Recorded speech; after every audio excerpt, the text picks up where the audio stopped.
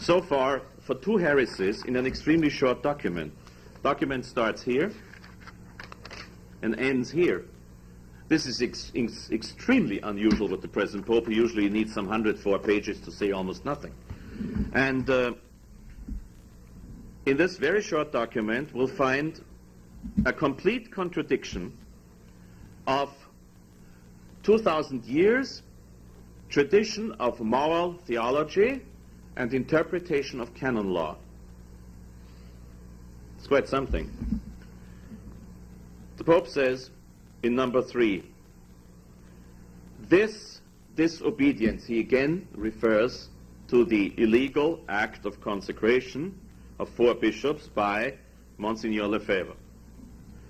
This disobedience that carries within itself a rejection of the Roman primacy is a schismatic deed.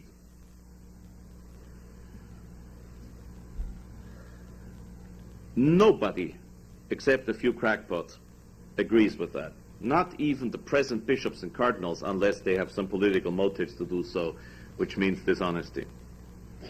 For 2,000 years, to be precise, for 1949 years, the Church never put the illegal consecration of bishops under excommunication. Schism, however, always was under excommunication. In 1949, Pope Pius XII decided to threaten illegal consecration with the penalty of excommunication because he had some big political problems with China. That, however, was in itself a new thing in church history. And I don't know if it was a good thing, and it's not the topic for tonight. However, until then, it was never considered a schism or a schismatic act, because then it would have had to be punished. They would have had to punish it with excommunication. You cannot face schism and only threaten suspension. Let me explain the difference. If a priest is suspended, that does not mean he's outside the church. They take away his faculties. There is 2 degrees of suspension. Let's take, for simplicity's sake, a parish priest. If a parish priest is suspended, he ceases to be parish priest. He may not baptize in the parish anymore. He may not give first communion in the parish anymore. He may not issue the necessary documents for marriage in the parish anymore. He's not parish priest anymore. But he's still a priest who hopefully celebrates Mass, and he still may do that. However, for some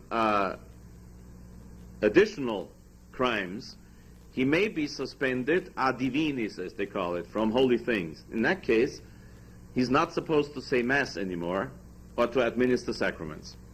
However, he's not excommunicated. He's a member of the church, but he's a kind of, let's say, locked up member of the church, as if he was in prison and couldn't do anything.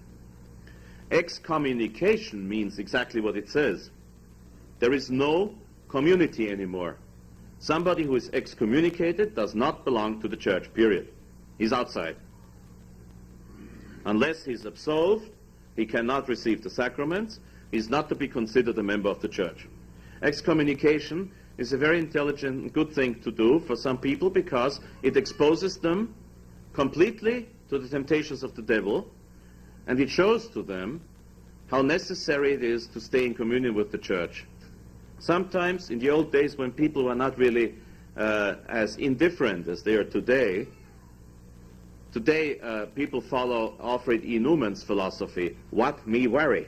And that is unfortunate because this way they cannot understand the purpose of excommunication, which means exposing them without any help to the temptations of the devil, and that indeed causes many of them to realize what it means to be outside the church. However, the distinction is suspension means you're inside the church, but you can't do anything anymore. Excommunication means you're outside the church, period. So, of course, somebody who is in schism and puts himself outside the church automatically is excommunicated. There's no judgment needed for that. Somebody who is a heretic puts himself outside the church as if he was to leave it. voluntarily. So therefore, there's no need to pronounce a judgment.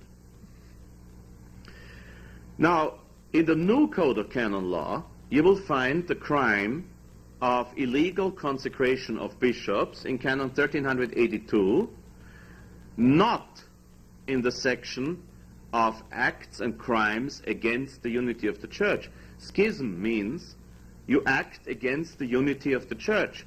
Schism means you do something that separates you from the Church. Schism means not. Schism means not you just disobey the Pope. Schism means you reject his right to give commands. That is totally different.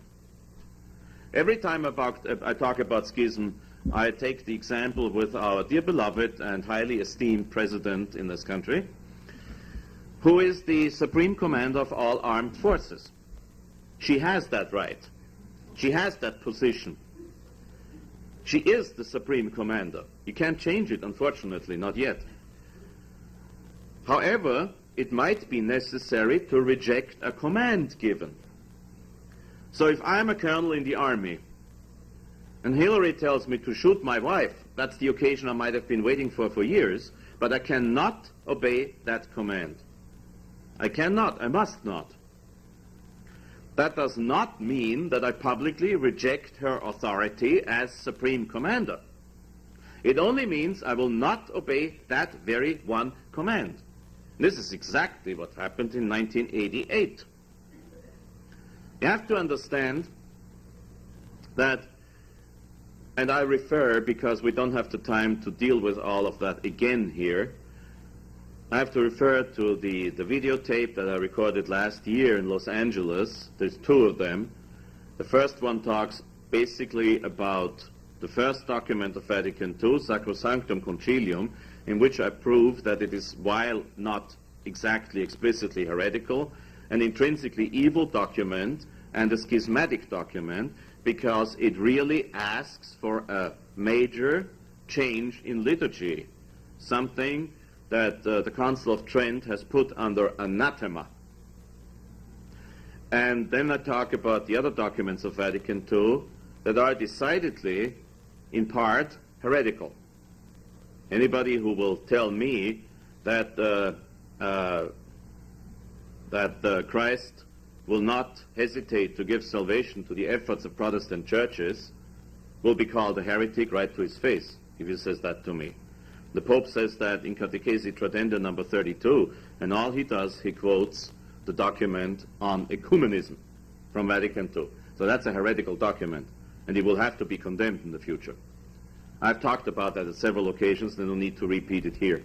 You can ask questions afterwards, and then I might be forced to repeat it, but not now. Anyway, and once you realize that Vatican II is something that a Catholic cannot accept without ceasing to be a Catholic, and once you realize that the new Mass is something that a Catholic cannot accept without being in danger of losing his faith, you also realize that a Catholic young man who wants to become a priest will not have the possibility anymore, because the diocesan seminaries will reject him for the reasons I just mentioned. So Archbishop Lefebvre decided to consecrate 4 bishops in order to perpetuate the Catholic priesthood, and so far he has been successful. There's some independence around too, and this is a different topic, but anyway, he had to do it. That's the whole point. The Pope tried to keep him from doing it, but the Pope was wrong. So Archbishop Lefebvre had no way, in good conscience, to obey that one single command. But he always affirmed that he considered the Pope to be the Pope and to have the primacy. In order to be a schismatic, you have to reject the papal primacy or the papal power to command. You cannot. It is impossible, even if you were talking foolishly and say, I want to be a schismatic, therefore I do not do what the Pope says. That's just nonsense. That's rubbish. That statement makes no sense. In order to be a schismatic, you have to separate yourself from the authority of the Church by principle, not an individual case of disobedience. If that was not clear enough, you may ask questions about that later. So, but here now, we are faced in number 3 of Ecclesia Dei, signed by the Pope, the statement that this disobedience is in itself a rejection of the Roman primacy, and therefore a schismatical deed that contradicts everything all of his predecessors have always maintained, and he contradicts his own code of canon law. And based on this canonical and moral theological error, it's not the place to call that a heresy, but it's an error and a canonical contradiction. Based on this, throughout the document, he says several times the Society of St. Pius X is to be considered outside the Church. In one and the same document, we face double heresy, a major error in moral theology, and as far as canon law is concerned, a lie. Did I call the Pope somebody who is in sin of lie just now? No. I told you I do not pronounce personal judgment. He signed a lie. Maybe he was just mistaken. Maybe he didn't read the document, but at the last judgment his signature will be held against him. Not I who says that. I couldn't. That's a fact.